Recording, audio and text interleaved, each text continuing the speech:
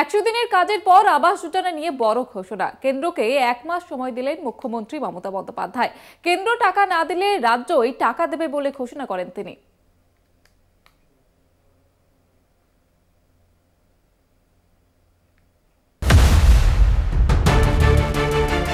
বৃহস্পতিবার রাজ্য বাজেটের পর সাংবাদিক বৈঠকে বড় ঘোষণা করলেন মুখ্যমন্ত্রী মমতা বন্দ্যোপাধ্যায়।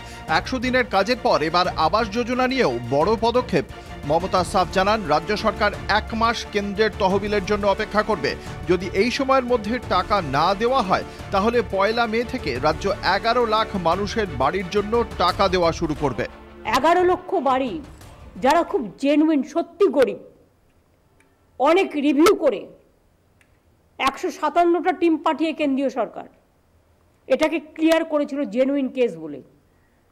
তাদের কাছে চিঠিও চলে গিয়েছিল, কিন্তু আজ পর্যন্ত সে টাকা তারা পায়নি।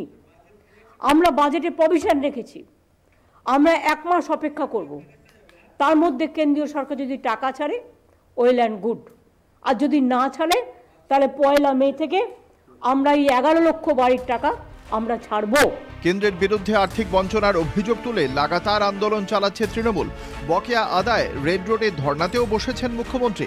সেই মঞ্চ থেকেই তিনি ঘোষণা করেন, কেন্দ্র বকেয়া না মেটালে আগামী 21শে ফেব্রুয়ারি 21 লক্ষ শ্রমিককে রাজ্য সরকার বকেয়া মজুরি মিটিয়ে দেবে।